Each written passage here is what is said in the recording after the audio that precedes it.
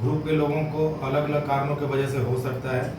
सबसे पहले शुरुआत किया जाए तो यह प्रायः इस तरह का जो समस्या है वो घरेलू महिलाओं में ज़्यादा मिलता है। उसका कारण ये है कि आप एक हाथ से एक तरह का एक्टिविटी रिपीटेड करते हैं, बार बार एक ही काम करते हैं। जैसे कलछुल चलाना, बार बार चलाना पड़ गया, कपड़ा गारना हुआ, कपड़ा धोना हुआ, ये सब जो है कारण जो है इसके वजह से टेंडिनाइटिस का जो संख्या है, जो दर्द है वो बढ़ जाता है।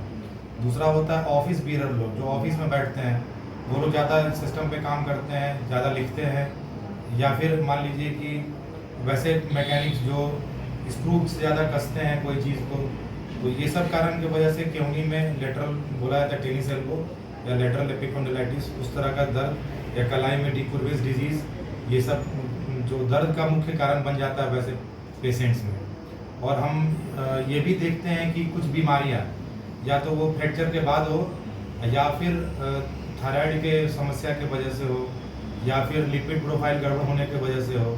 तो ऐसे पेशेंट, मतलब उन तरह के पेशेंट में भी ये देखा जाता है कि बिना किसी कारण के भी ये दर्द उठ के चला आता है।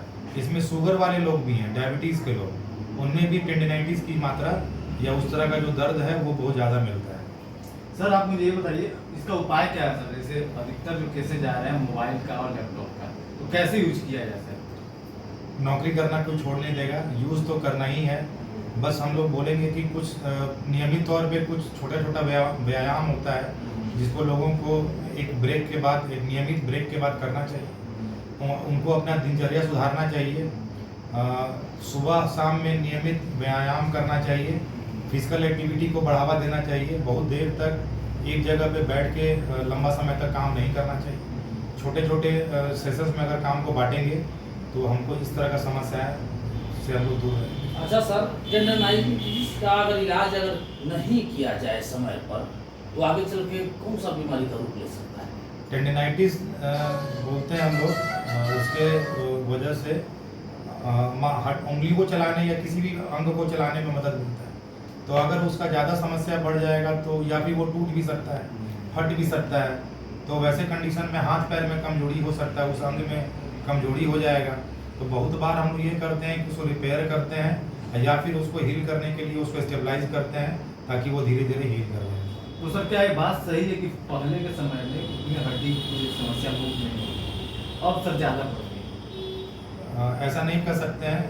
पहले लोग मान लिया करते थे कि चलो थोड़ा मोड़ा दर्द है ठीक हो जाए, और अब लोग ज़्यादा जागरूक हैं और लोगों के पास चूँकि उचित लोग, मुझे जैसे कि जो लाभार्थी हैं उनके पास अब ज़्यादा अच्छा मौका है क्योंकि डॉक्टर्स उनके बीच उपस्थित हैं। तो ऐसे में लोग चाहते हैं कि अगर छोटा दिक्कत भी हो तो हम जाके मिल लें। स्वास्थ्य सुविधाएं सरकार की ओर से भी और प्राइवेट सेक्टर में दोनों तरफ बढ़ रहा है और लोगों में जागरूकता भी बढ़ रही है। इसके वजह से लोग छोटे से छोटे दिक्कत में समय से आके मिलने का कोशिश करते हैं और उनका फ़ायदा भी होता है। बीमारी ज़्यादा नहीं बढ़ती है और वो जल्दी से जल्दी ठीक हो जाते हैं। सर आखिरी सवाल सर, संडे को भी सर आपने ओपीडी रखा है रोज में, ऐसा क्यों सर?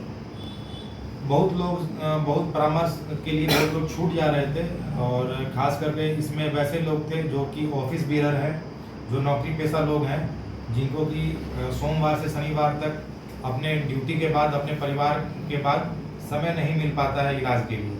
तो वैसे लोगों के लिए हम लोग ने सुविधा दी है कि आप आइए, निःशुल्क परामर्श आप ले लीजिए। संडे को हम यहाँ उपस्थित रहेंगे और जो भी वैसे लोग आएंगे उनका हम लोग समुचित इलाज करने का कोशिश करेंगे। एक सर आखिरी मैसेज क्या देना चाहेंगे कि आजकल नवयुवक को सबसे ज़्यादा समस्या है?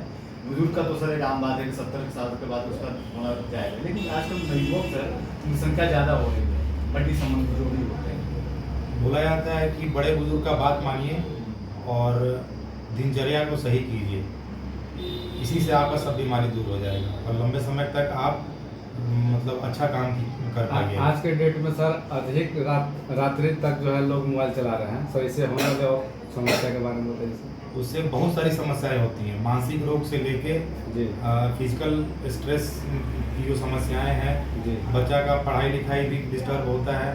तो ऐसे केसेस में ये तो मान लिया गया है कि इस तरह की गतिविधियां बहुत नुकसानदेह होती हैं और इससे दूर रहना चाहिए। इसमें कोई दो राय नहीं है, बच्चे को समझाना ही होगा कि अब अपनी आदतों को सुधारे हो और बीमारी से दूर रहें। अच्छा सर, खान पान पर भी बीमारी होती है, जो बीमारी बता रहे थे एंटीडायबिटीज। डायबिटीज़ की बीमारी कहलाता है और खान पान का इसमें कुछ तो रोल ज़रूर है, ज़्यादा मीठा खाने से या फिर ऐसा ज़्यादा बोला जाता है यूरिक एसिड बढ़ने से भी टेंडिनाइटिस हो सकता है या फिर गठिया का रोग हो सकता है।